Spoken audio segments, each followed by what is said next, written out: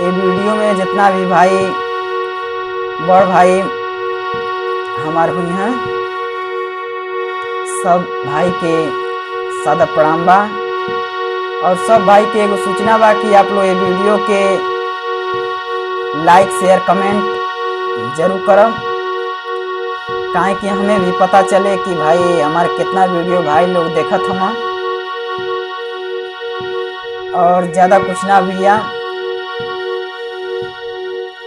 आज हम नया अंदाज में आप लोग के पास आइल बानी लाइव, जौन की आप लोग के हम सुनाई।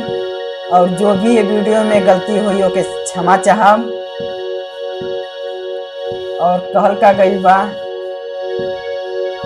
एगो बिरही अपने पति से विरोह में कहतिया,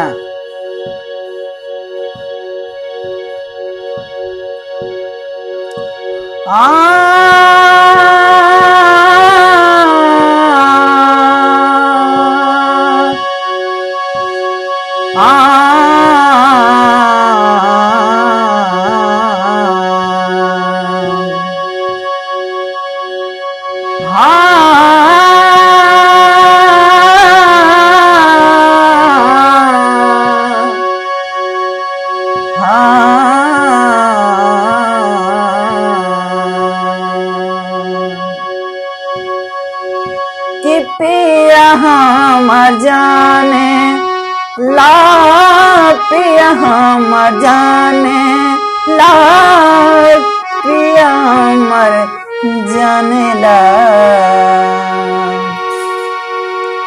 ढेर दिन ना जिया बिराजा,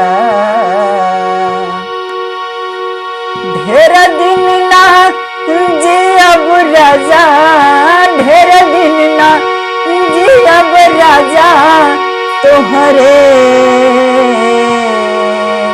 करनवा। काहे के तू दोषी हमके बनावेला सजनवा, अरे काहे के तू दोषी बनावेला सजनवा, काहे के तू दोषी बनावेला सजनवा।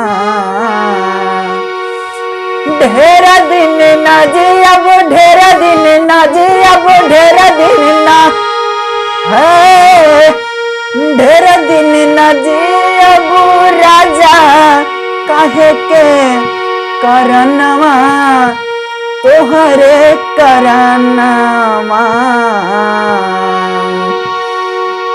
दोषी बनावतड़ा हमरे सजनवा, दोषी बनावतड़ा हमरे सजनवा, दोषी बनावतड़ा।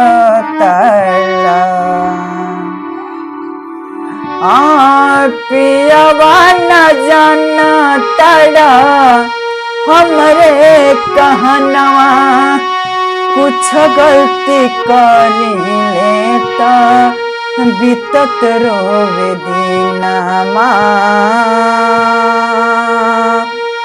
पियवा न जानतड़ा हमरे कहनवा, कुछ गलती करी लेता रोवत बीत दिनवा, हमरे करनवा।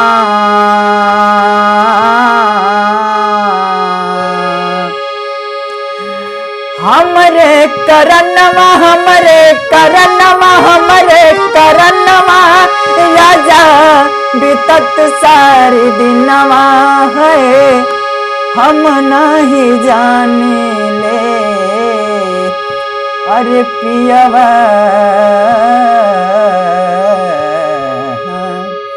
अरे पियवा बुझाला ना तोहके कुछ दिनमा, पियवा बुझात नइखे तोहके कुछ दिनमा।